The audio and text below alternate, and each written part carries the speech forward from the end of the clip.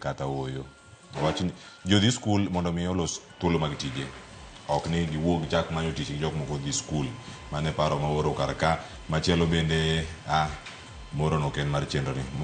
Moko ntiere ma awasome okang' machielo.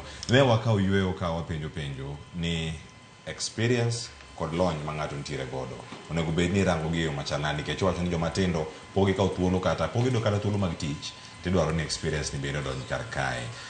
Lillian Ngala ng'awinj pachi kotenore kod lony madwarore kar ka kaachiel koda ka higni madwarore e weche gi duto gi joma tindo ka gintiere ka nikech Gen Z kwalose sani gin jok ma kosedhi ahinya wach ni higni 27 higni 26 ka jogo tieko mbalariany ka higni 23 kama gintiere ka samoro pogi do kata internship kata tije mamoko.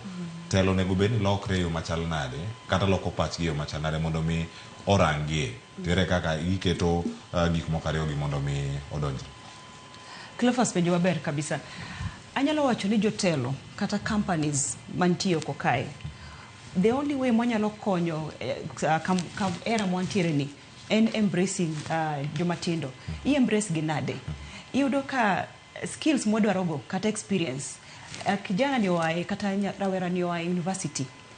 Podo tamak. Inidwa no bed gi 2 years experience, 3 years experience. Cleophas nitiere tije ma you can train, you can capacity build from within. King'iyo tije kaka bank tellers gi, magi jo minyalo train from within. Ma ikawo gi the freshers kasidongo gi tich. King'iyo Diamond Trust Bank, wan gi jotije, wan gi jomilongo ni graduate management trainees, wan gi tellers, wan gi job shadowing, those kind of programs. Koro programs gitienda ni gidonjo, gitiegore from within. Koro joma nie wigi ka ema sudo mbele bedo e leadership. But piny kae to we hire freshers. Mano is a policy. Ma onge ng'ama wadwaro ni obed gi experience mora mora. So my challenge is out there to the HR practitioners. Gi companies mopogore opogore.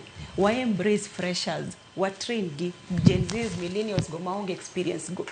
Something like a teller's role. Magi makiketo nyithindo gi, they are very fast learners, adaptable, gin joma winjo systems very fast. Opogore koda gi joma machio kado. Koro tiende ni kimiyo gina faster. Within 1 month, they can run that teller's cubicle. Momiyo podanyalo wacho ni it is upon us to change our mindset. Mindset parowa nyaka koro lokre. Kwa ngeni, we need them because of energy magikelo, vibrancy magikelo, creativity magikelo, workplace ma you and maybe and in for the 10 waonge godo. Koro creativity, the only way we can get it is by opening our doors. Wabedo gi policy may wacho ni kidwaro particular role ni to work out people from from the university. But wako miyo gi chance no to doka gin mana oko. Kibiro Diamond Trust Bank, kibodo ka obetela kibiko, kibodo jo 30 years, kibodo 23 kai mage jowa. From there, they develop themselves up the ladder. But you know, companies mangeny poko embrace that particular practice. So my challenge, any HR practitioners jakabed that kind of a policy. Makatobed RMS kai Royal Media Services. Beu kauji from universities. Beu partner. Universities ma kelo ni joma fresh, you train them etije matindo as they grow up the ladder. Kanyo ntiere machielo madani mulimul kapoka dhir kaven. Bende jotelo nigi thuolo mara cracking code ni mano mag Gen Z mondo mi gin cooperate gi mayot kata gi nywan gi tije gi kama gidone wacho ni ero ntiere en gimoro achiel mar bedo gi chuny mar timo gima nie chunyi no koro makori dakete tim kar kacha en gima kawo thuolo malach koso en gimoro ma pod wapuonjore kaka wamedo somo. Cleophas gima neno gi jotelo kata leaders oko kae any mindset ma poko bedo godo, it's still work in progress. Pod one gi that mindset machon ma kokinyal dhi kaka dwaro tawe akaw jo machielo akaw Cleophas machielo who can run with me.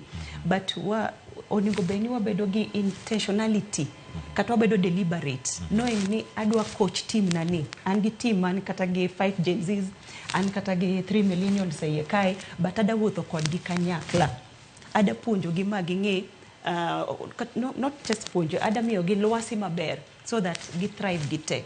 Angeni an kai gi baby boomers and kai gi Gen X's, Y's, gi millennials and everybody. But it has to be intentionally driven.